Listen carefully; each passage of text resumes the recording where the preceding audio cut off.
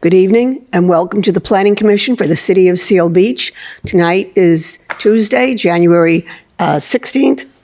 We're going to call this meeting to order. Would you all please rise for the Pledge of Allegiance?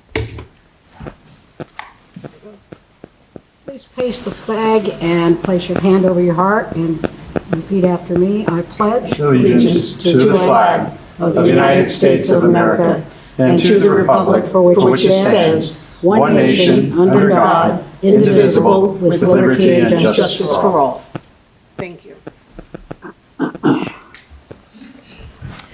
City Clerk Harper, could we have a roll call, please? Yes, Commissioner Mingiani. Here. Commissioner Massetti. I'm here. Commissioner Wheeler. Present. Vice Chair Coles. Present. And Chair Campbell. Here. All present. Thank you. Okay, oral communications. At this time, members of the public may address the Planning Commission regarding any items within the subject matter jurisdiction of the Commission.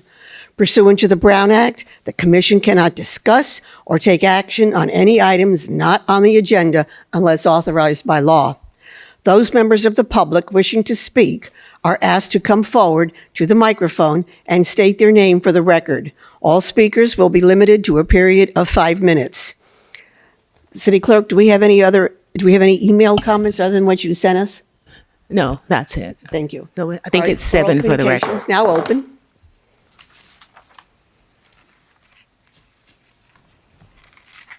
Okay, not seeing a crowd rushing forward. I will close oral communications. Approval of the agenda. By motion of the Planning Commission, this is the time to notify the public of any changes to the agenda, rearrange the order of the agenda, and provide an opportunity for any member of the Planning Commission or staff to request an item be removed from the consent calendar for separate action. If no one wants anything moved, can we have a motion in a second? Move to approve. Second. Clerk Harper? Director Smittle, did you have some Need comments? roll call. If I could, Chair, we did have a minor amendment to the minutes that's been provided to this commission this evening, and will be made available on our public records documents on the website. But it included an adjustment to our last meeting that we had on December 18th, where Commissioner Wheeler made an additional condition on the variance for that item. So that is now reflected in the current minutes that you have in front of you. That wasn't reflected before. I just wanted to make that note before you take the next step. Yes, I confirmed it's in the changes. Commissioner Wheeler, how do you vote? Yes. Vice Chair Coles, how do you vote? Yes. Commissioner Mingiani, how do you vote? Yes. Commissioner Massetti, how do you vote? Yes. Chair Campbell, how do you vote? Yes. Motion carries 5 votes yes. Okay, consent calendar. The item on the consent calendar is approval of the December 18th Planning Commission minutes. Can I have a motion and a second? Motion. Second. Okay, thank you. City Clerk Harper, can we have the vote by roll call? Yes, Vice Chair Coles, how do you vote? Yes. Commissioner Wheeler, how do you vote? Yes. Commissioner Mingiani, how do you vote? Yes. Commissioner Massetti, how do you vote? Yes. And Chair Campbell, how do you vote? Yes, Motion carries 5 votes yes. thank you. Continued items, none. Scheduled matters, none. New business. We have a CUP 23-5H, 1 Anderson Street.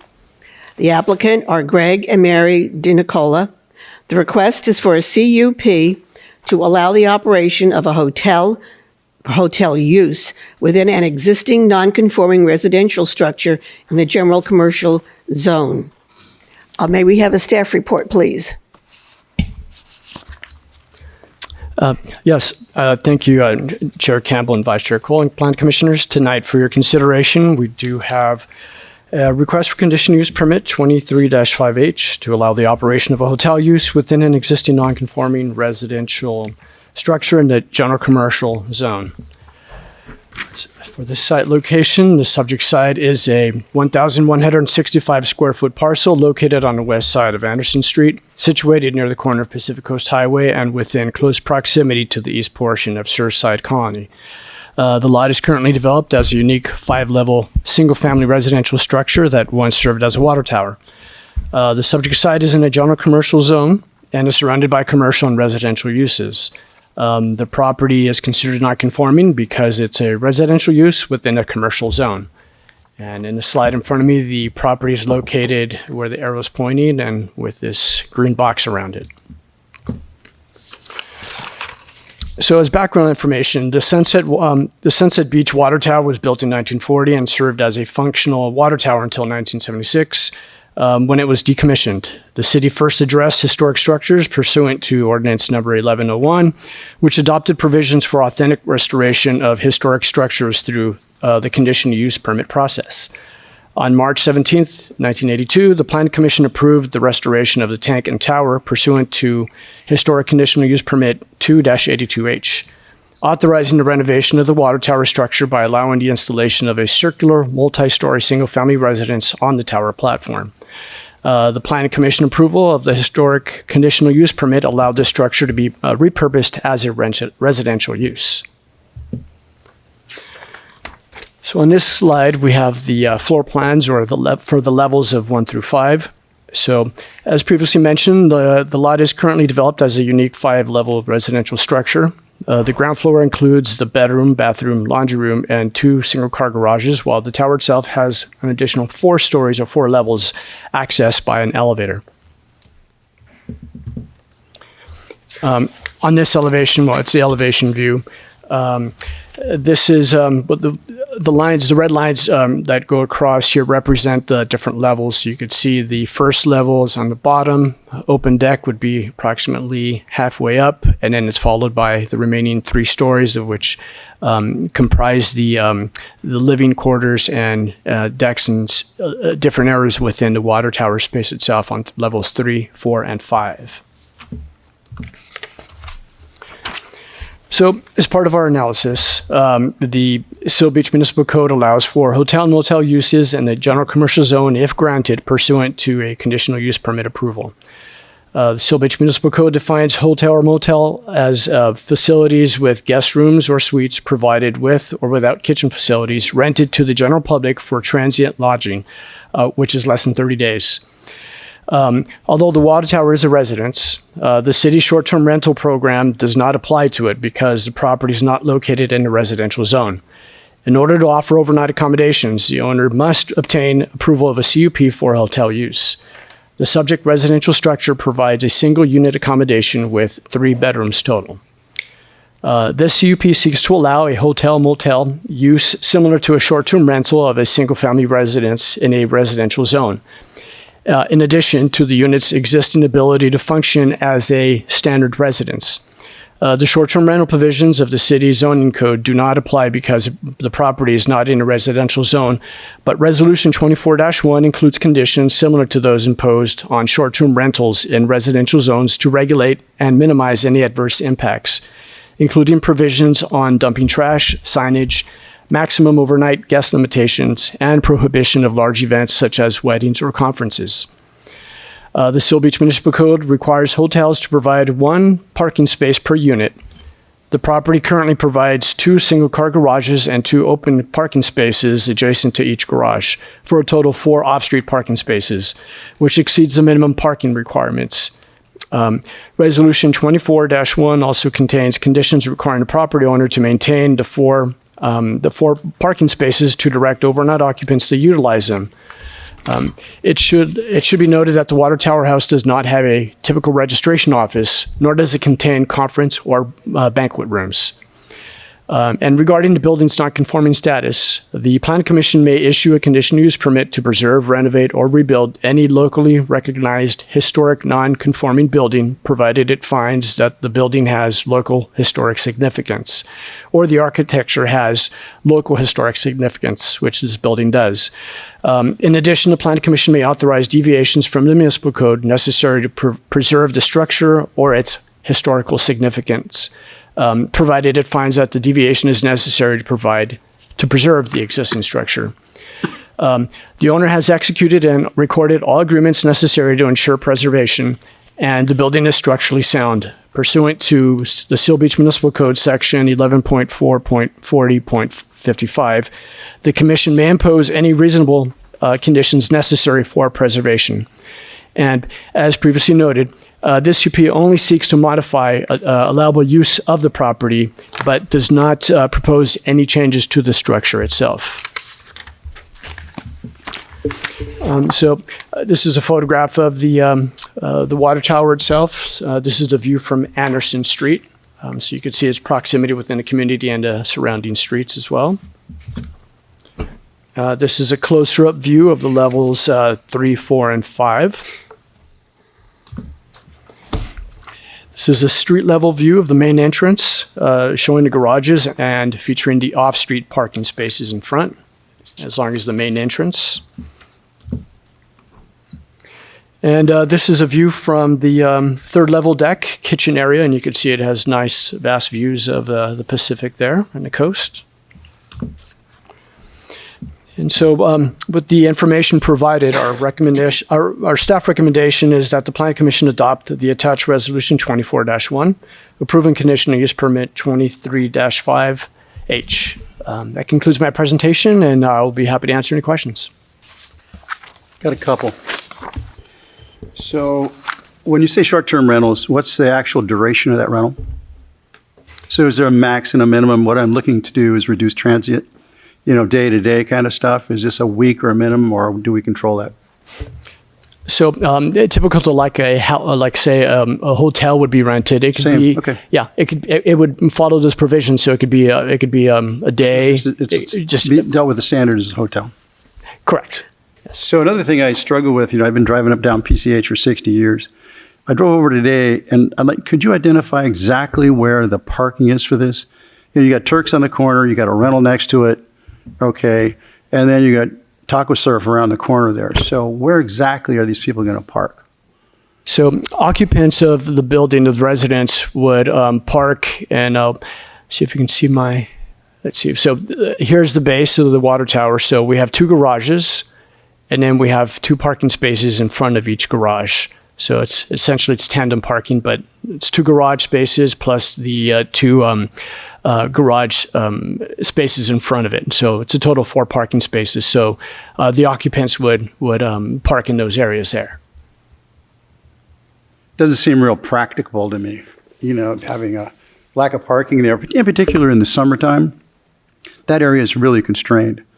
So you're going to be moving in and out of the garages to have parking for people that are visiting? Is that what's happening? If you have a permanent residence, who's living in the permanent residence, and how many units do they have, and what is the correlative parking? Right. And so the way parking is categorized for hotels is it requires 1 space per unit. And in this case, even though it has 3 bedrooms, it's considered 1 unit. And so technically it would just require 1 parking space, but this provides 4 parking spaces. So in that respect, it is able to handle. So if you have somebody living in the residence and you're renting it, how many cars are they going to put there? If I may, Commissioner, there's not an intention to live in the residence and That provide wasn't stipulated. So when overnight I read this accommodation. over, I'm thinking there's a residence there in addition to the hotel. That's how I interpret what I was given. There is a residence there, and I'm sure you can ask the applicants when their time comes to speak, Sure. but my understanding is their intention is to live there part of the time, and then when they're not residing there, to utilize it for overnight Be a accommodations. fabulous beach house. Okay, I have some questions, please. The owners will not be on site 24/7. Where will they be? So the resolution states that they should be available like 24/7 for any questions. But my understanding is also they've contracted with a property management company to take care of listing the property and so forth. So how far away will they be? Well, I'm not sure where they live, but they'll be always in contact within a phone call. Okay. And the resolution is stipulated that they Do they have someone handling the rentals for them? Yes, my understanding is that they will hire a management company to handle the renting of the property itself and the maintenance. So if there's an issue, they would go to the management company. Initially, yes. Okay. Assuming this is furnished. Okay. Now, what's the maximum number of guests they would have at one time? If I recall correctly from our resolution, the maximum number of guests would be 8. Because the maximum number affects the parking. Correct. So that's why I ask, because we've essentially got 4 parking spots. You're right by the beach. Demand for other people for parking is high. So if, the number of guests exceed 4 vehicles, where are they going to go? Now, the ground floor bedroom, is that part of the rental, or is that like an office for the owners? My understanding, based on the plans, is that that is also part of the rental. The ground floor is part of Correct. rental, okay. Now, I'm assuming this structure is up to earthquake codes. It was renovated in 2017, so it would have been made. It was renovated in 2017, Okay. and they I completed looked at the- renovations. From an engineering perspective, I took a hard look at it, and I have been in the structure many times, and it's a well-designed structure. So it's wood, but the associated bracing in there is substantial. So whoever did that design did a good job. Okay.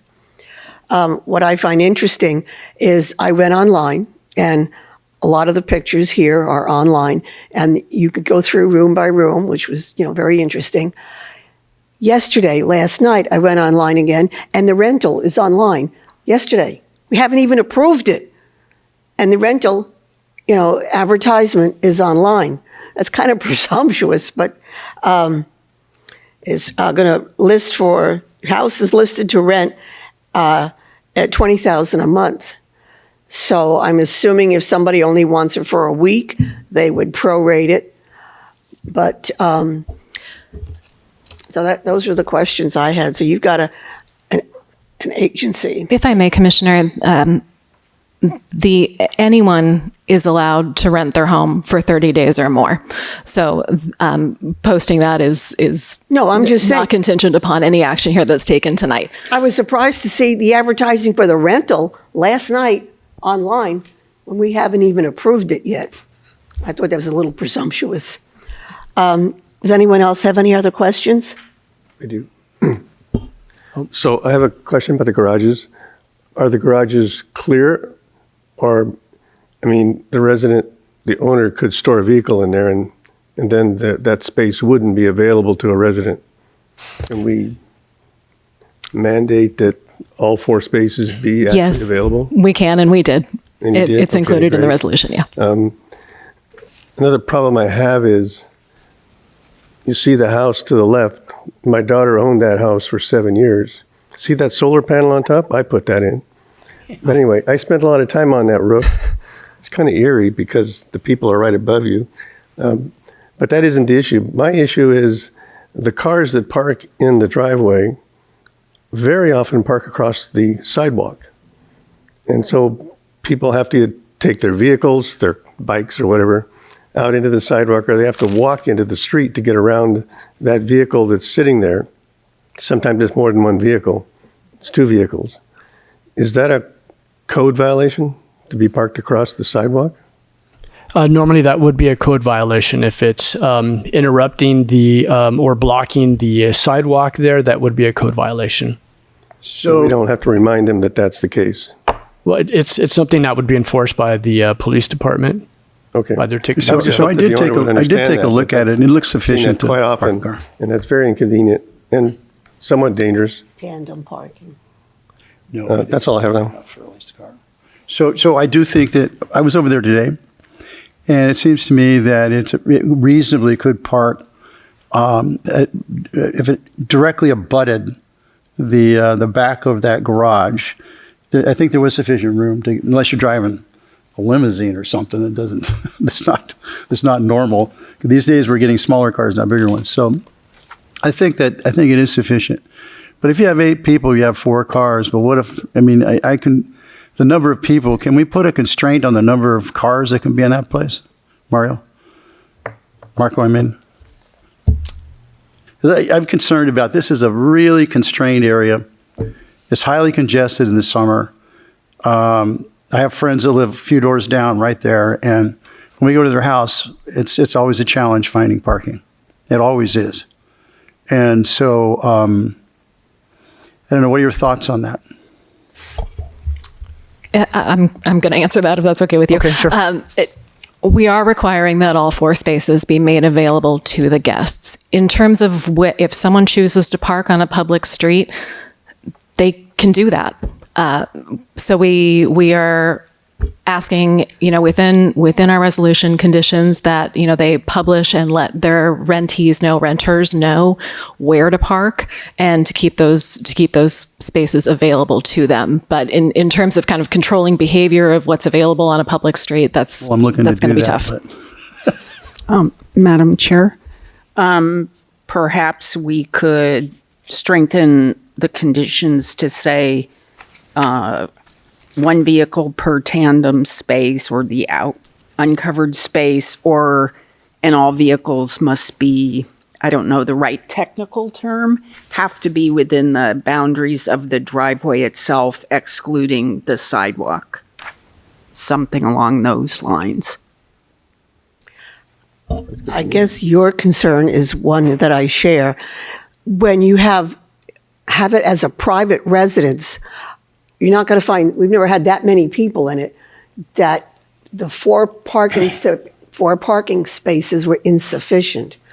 But for what this is going to want to rent for a month, I could see a group of people getting together and wanting to spend a week there or something, and you could have an excess of 4 cars. That's where you have a parking problem. And that's why I asked, is there a maximum to the number of guests that can use it? Yes, Chair, there is. We have conditioned it very similarly to the way that we conditioned the short-term rentals that are occurring in the coastal zone, that the program that went to this commission a little over probably a year and a half ago and was approved by council, which basically adheres to state requirements for overcrowding standards. So it's 2 people per bedroom plus 2. So there are 3 bedrooms. So we have conditioned it to a maximum of 8 occupants. So that's 2 people per bedroom, 6 plus 2. Being the 8, and that condition is included. Okay, that's fine. They can rent that, and all their friends can show up on Saturday. And again, parking. That's one thing we are also sensitive to, because sometimes, I had a friend of mine one time who said getting a parking permit for the parking at Long Beach State is akin to getting a hunting license. In other words, you're not guaranteed a parking spot. You're just guaranteed to get into the lot and hunt for one. And so I have a concern about parking. So, Nick, your question?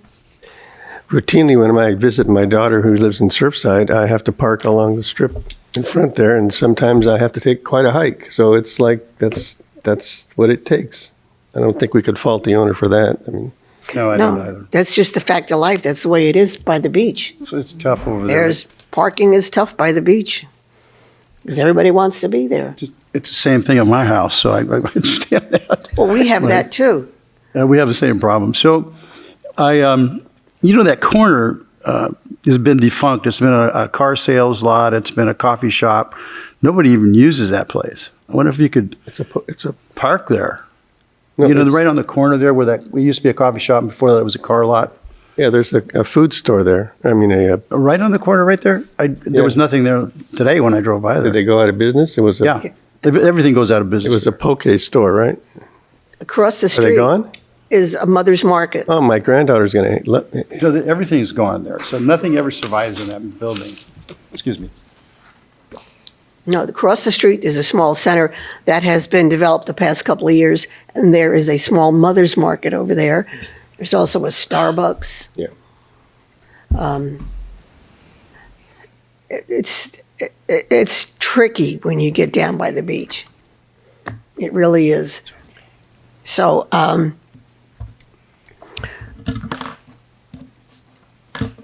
Now, would the applicant like to address the commission? Madam Chair, can you open the public hearing? Sorry? Could you open the public Okay, hearing? sorry. Public hearing is opened.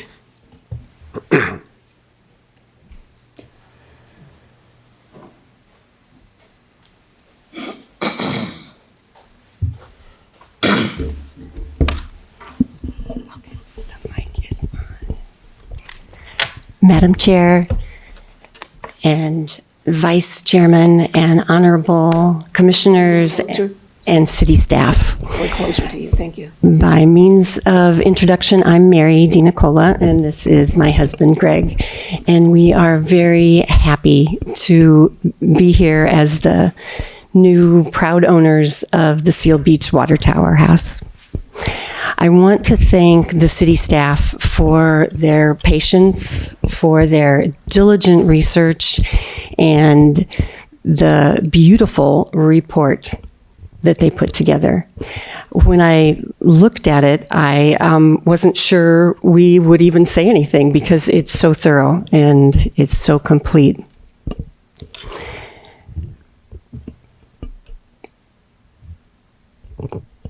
We understand that the permit for which we are applying provides consistency with Seal Beach single-family home short-term rental provisions, and also is consistent with local zoning codes.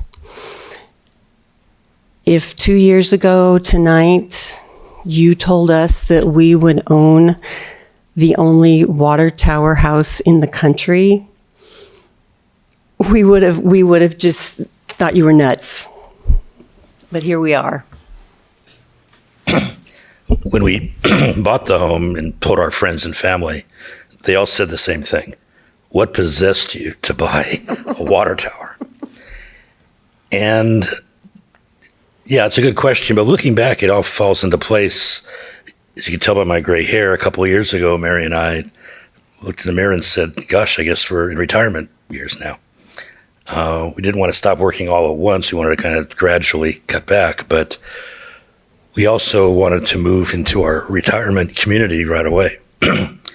I've been in Orange County 40 years working, so I have a good knowledge of the county. We had criteria. We wanted to be beachside. We wanted to be in Orange County and small, quaint, and representing our values, which primarily is that of a strong community. And after some research, Seal Beach checked off all the boxes, and we chose to make Seal Beach our home for the rest of our retirement. I contacted a beach realtor and told her to get back to me on some beach houses in Seal Beach, and she said, can I send you some emails I said, sure, yeah. So the next day she sent me one. I opened it. First one was the water tower, that right there. And I thought, well, that's weird. I just wanted a place on the beach here. So I called her and she's laughing. She goes, oh, I just sent that as a joke. I know you don't really want to buy it, but I want you to see that I'm kind of a fun realtor, and I'll find you a house you like, don't worry. And I said, what do you mean I don't want to buy it? Well, no, you wouldn't want to buy that. I said, I'm past president of the Good Beach Historical Society. If you've read our letters, I'm in historical preservation. I've preserved several important buildings in Orange County. I would love to own the water tower, but it says in big letters at the top of the screen, off market. I learned a lot about real estate doing this transaction, and I found out that off market doesn't mean a thing in real estate. Anything's for sale for the right price to the right person. She said, let me call the owner and maybe get a meeting with you. So she did, and he vetted us.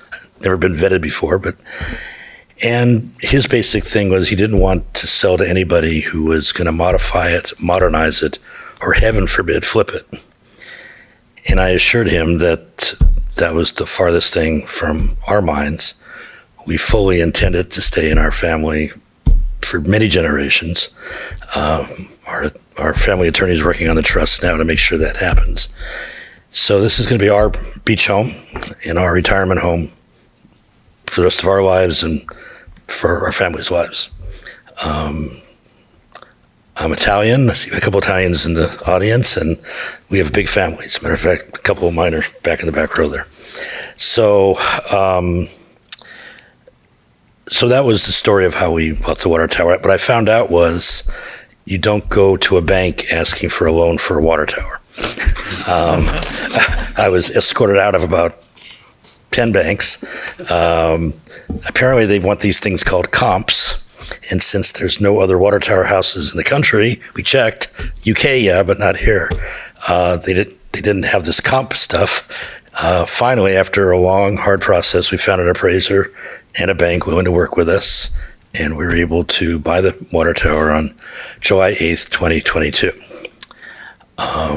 We're the fourth, and in my opinion, hopefully the only final owner of the water tower. We had one other kind of thought, was that we were hopefully going to be able to use it for supplementary income, because as we now are almost going to be fully retired soon, for anybody else who's retired here, I don't know. Apparently also you can't really have a comfortable retirement living on Social Security. Even with a modest 401k, it's very hard to get by on a retirement. So that was another motive we had. We thought, well, perhaps there'll be an opportunity for sustainable revenue. And not only for us, but sustainable revenue for the city in the form of the TOT. We thought if we could have extended stays in our water tower, we'd also be able to share it with locals and tourists alike. It's one thing to see the water tower from the outside. Everybody can. You can't miss it. It's quite another thing to experience the water tower from inside.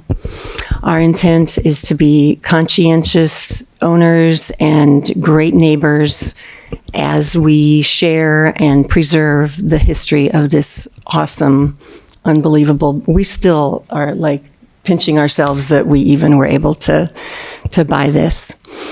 We will vet every single guest.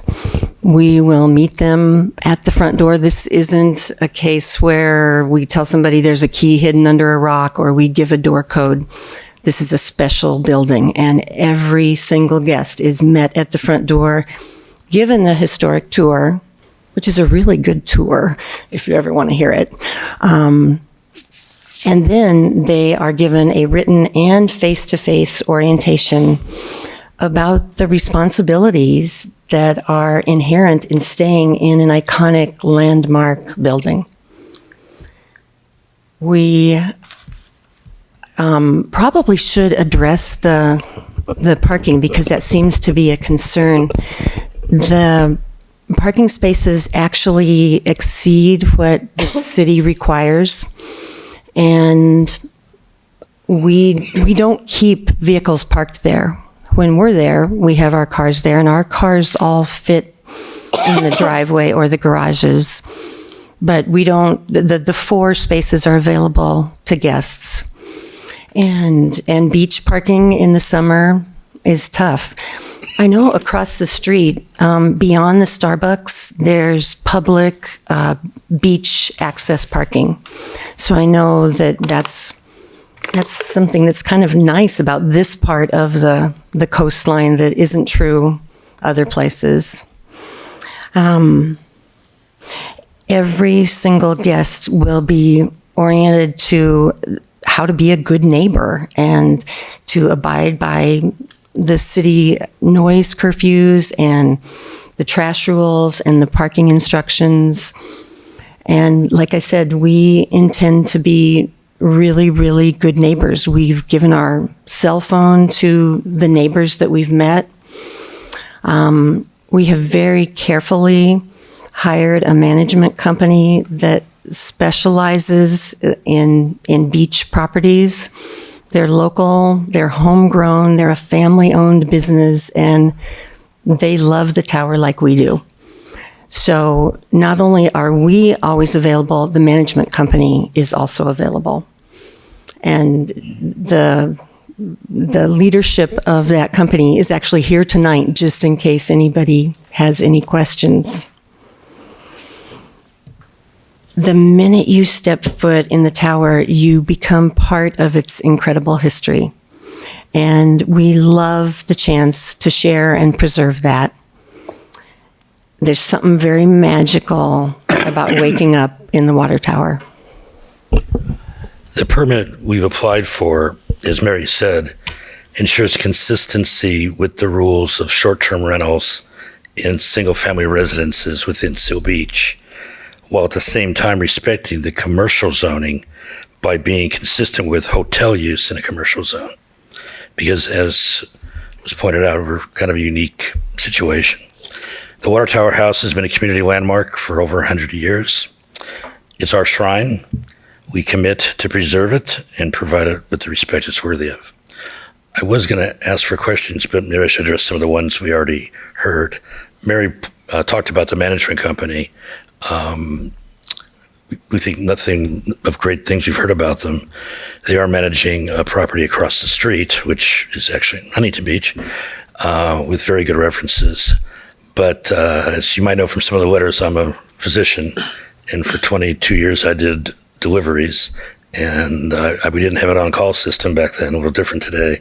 I took the beeper 24/7, 365 when I wasn't on vacation to deliver my babies. So I have no problem being on call 24/7 for this home. Parking, Mary addressed. I think Marco addressed it. We don't really find that it. I can't imagine, first of all, having 8 people there very often. And if it was, like, it'd have to be 8 separate people with 8 separate cars, and I would find that unlikely. But I'm certainly open to restriction on the number of cars. If we have Sunday Italian dinners there sometimes, and when they say they're coming, I say Uber over in the summer. Don't bring a car. But I think that's something that's fixable. Madam Chairman, as to your comment, I felt badly about that. We're not sure what route is the route we want to go for this possible supplementary income. I was under the impression, I believe it's correct, that we do not need a CUP for 30 days or greater rentals. So we were contacted, somebody mentioned Surfside, we were contacted by a realtor from Surfside saying, we're doing a lot of 30-day or greater leases in Surfside. Want to give us a crack at the water tower? At first I said no, and then I started playing with the numbers and juggling. And I'm open to the idea, not for more than 4 to 6 months, like this year. I'm just maybe relief from the rent for 4 to 6 months would be a welcome to my budget. So we allowed her to take pictures and post the ad for the $20,000 a month you mentioned for 30 days or greater. We would not prorate it because we don't have a permit for that. We may after today, but we would not have prorated it. We would not have allowed that. So I apologize if that seemed presumptuous. I felt it was within our purview. I don't know if that, any other questions I didn't address. So one is, there's ample parking even this summer across the street. As you mentioned, it's quite true. And I think maybe if you directed excess parking over there, that would be, now that house, the water tower itself, I've been in many times. And you bought a nice place. And it was usually for functions. I don't want to call them parties, but they were for functions. And I think that people don't like to walk that far these days, but if you could direct the parking across the street, when you rent the place, if you have excess cars beyond this, and simply park, across the way. Absolutely. We do that. Sure. With our family now, we do that. So Yeah, I think that's the way to go with that. Is this your first experience with the rental market? Can you tell? That's why I asked. I'll make some comments after the meeting. Okay. but we're not Anyone too old else? to learn. So I'm sorry, what? we're not too old to learn. We can. Oh, no, that's not it, but there are certain things you can and cannot say, is what I'm getting I at. see. Okay. Does anyone have any questions for the applicants? Maybe I'll take, just to get it on the record here, because I think the question's been asked in several different ways. I think Commissioner Cole asked it. But the staff report communicates this use as being both single-family residence and a hotel. And I just want to confirm, we're not talking about simultaneously renting out rooms within it. We're talking about using it as a single-family residence for yourself or long-term lease, or having the option to short-term rental that. Unlike the Ayers or Hampton Inn that can make 100 or more reservations a night, we're going to be the one hotel in town that can accommodate one reservation. So it's rented to one family at a time as Thank a you. single-family home. Appreciate that. Right. In other words, the whole facility is being rented out as a whole unit. It's a single unit, right? Okay. One renter at a time. One renter at a Sorry, time. what? One renter at a time. Yeah. Yes. Yes. Okay, good, good. And we will not be there. And who is your rental agent? Brandon, right here. And where is he located? The name of the company is Tower 17. I'll have them come say hi.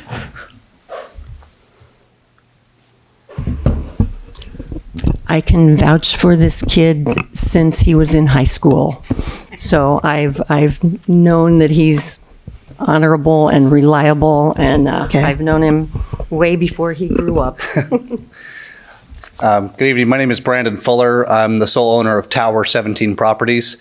We have 180 locations, primarily in Newport Beach, but we expand up into Sunset Beach, Huntington Beach Harbor area, areas like that. I have only 2 homes in South Long Beach, so you're kind of right in the middle of my territory. You had mentioned one thing about calls, and I challenge anybody to call now or anytime during the night. My 24-hour line, you will get picked up because it rings for 30 seconds. Myself, my first manager of operations, my sales guy, and then it rings over to Aaron, who does all of our marketing listings, and then it repeats. And it goes through 3 times until ultimately it forwards over to a police department, and it's never gotten there once. The city of Newport Beach requires me to be at a property within 30 minutes of a complaint. Complaints can be registered between parking violations, noise violations, you name it. You don't like a rental next door to you, call, we still come. We have yet to receive a ticket other than one over a parking violation. We could not move a vehicle, and we could not get the towing company there in time to move the vehicle, but we have always addressed every issues of noise or anything else like that. So that's something that can be confirmed with them. Just professional experience when it comes to a home that fits 8 people. Usually when you have 3 bedrooms, you're dealing with primarily 2 drivers. You're typically going to find that extra driver is going to want a bed, not a couch or a blow-up mattress. So typically speaking, when I have homes in Newport, they require me to have 1 parking space with a single-family residence. A lot of my homes that are duplexes usually will have 2, and newer built ones will have 4. Again, those are with duplexes, and my duplexes will fit, I don't know, 16 plus people when we have 4-bedroom and a 4-bedroom, whatever. So parking wise, I actually haven't, I don't anticipate all my other properties having a complaint. If somebody finds 4 parking spaces at a house, I mean, they're in heaven. The one unique thing is that if they had an oversized vehicle, technically their driveway, even when not blocking your walkway, is actually pretty ample. I don't know if you've actually gone out there and taken a measurement, but it's you can have a long bed truck there without touching into the sidewalk, which is kind of unique. It's a great place. I mean, parking wise, that the length of that driveway is sufficient to park a car. Okay. Without a doubt. So I was just there today. Okay. Yeah. Also, marketing listings includes VRBO, Airbnb. They're all 30 days. They will be until otherwise told so. Yes, they are up there, and they have accurate pictures and everything else, but they are up there for 30 plus days, if anytime you check. One of the things we deal with primarily, Planning Commission, probably about 90% of what we hear involves Old Town, because everything beach-oriented and down here in Old Town is legally non-conforming. Up where I live in College Park East, planned community, the Hill, planned community, so we don't have that many issues. But down here at the beach, everybody keeps trying to get one more thing in, get this in, get that in. And they become very creative, incredibly creative. Sure. Okay. And if you're dealing with Newport, you know what I'm talking about. I don't know if it goes without saying, but I'm the only property management company of my size with a superhost status on Airbnb. And if you know what that means, it's impossible to get. We're actually a pro host, the only of 25 property management companies west of the Mississippi. We're one of the 25. So goes without saying, we make people happy. That goes with our neighbors. That goes with everything else. Most of my neighbors do have my personal cell phone number, although I've been trying to get away from that as best as possible to get to the 24-hour line. I started the company running the first 60 homes myself. Now we have a staff full-time of about 18, full-time cleaning, so on and so forth. But yeah, anytime we have a noise complaint or somebody that calls in, haven't had one yet up in Seal Beach issue. I only have one other home in Seal Beach. But yeah, we get here within our 30 minutes, and I know that's not a requirement of Huntington Beach, but we still do.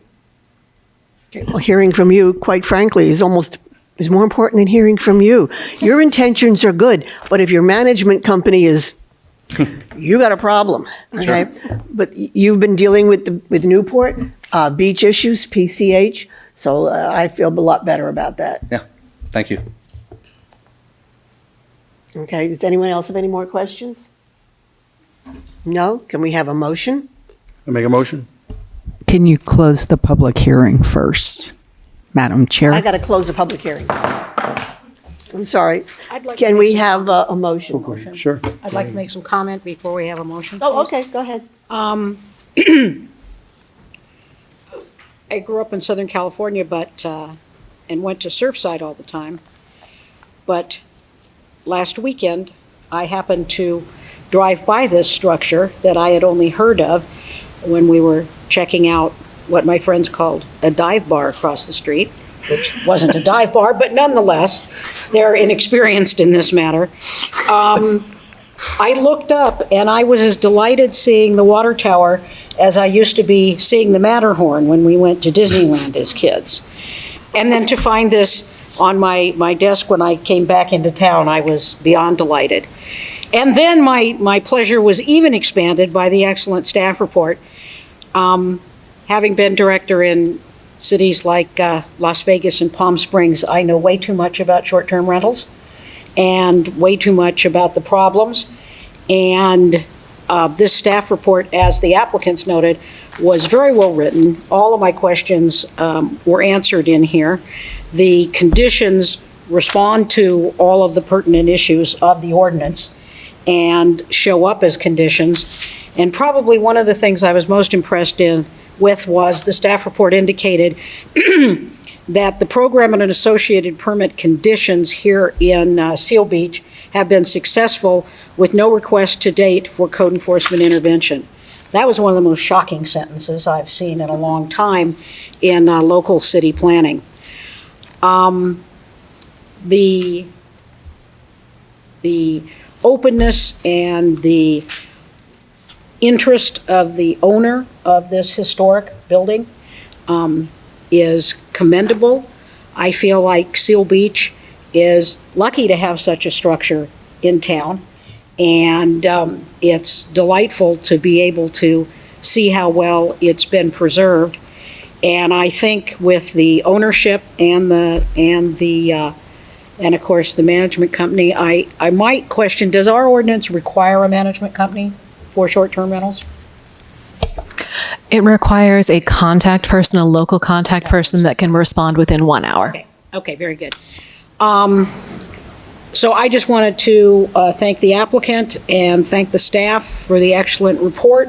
And as I say, I'm delighted to see such a structure in Seal Beach, and I think it puts us on the map in a special way. So now. Anyone else have any Before I make a motion, I would like to compliment staff for a great report. So I'd like to make a motion. Do we have a second? Second? Okay. What's the motion? I'd like to make a motion. I'm sorry. I'm making a motion to pass the CUP. Okay. Approve it. I thought Margo did that. With the findings and with conditions presented. So who made the motion? I did. You did, oh, I'm okay. seconding. Do we have a second? Aye. Second, okay. Now can we have a roll call? Yes. Vice Chair Coles, how do you vote? Yes. Commissioner Wheeler, how do you vote? Aye.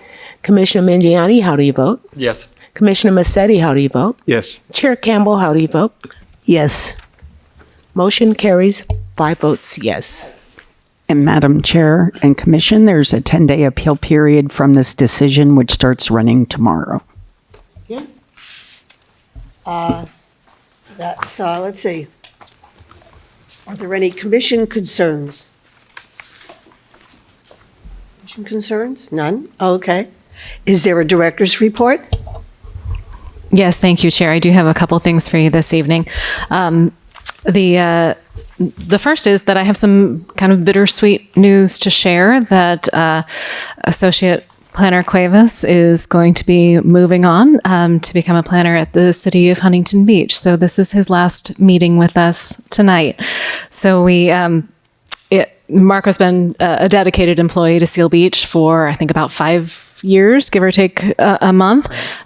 He's ushered hundreds of applicants through a variety of processes, questions at the counter, all the way through to entitlements. And he's been just a very constant, calm demeanor within our department for all of that time through the pandemic of real challenges. So I just want to thank Marco for his service here to the community and for being a part of our team. We will definitely miss him and wish him well on his career journey going forward, wherever it may lead. Now, where is he going again? To Huntington Beach. To where? Huntington Beach. Huntington. Yes. Not far. Not far. You don't even have to move. When is your last day with the City of Seal Beach? It'll be this Thursday. And then secondly, I have sort of similar wishes for Commissioner Massetti, who will also be leaving our ranks. This will be his last meeting with us tonight. As everyone up here knows, this job is a challenge, and your service to this community is appreciated. This position comes with a lot of hard choices and a lot of pressure at times, and I've really enjoyed working with you, and I look forward to doing so again when the opportunity presents. Thank you. That's it, Chair. Thank you. Thank you. We're going to miss you, Nick. Any other comments? We're going to miss you too. And you do. Thank you. You'll be missed as well. All right. Seeing no other comments, I would like to adjourn this meeting to Monday night, February 5th at 7 p.m. Meeting adjourned.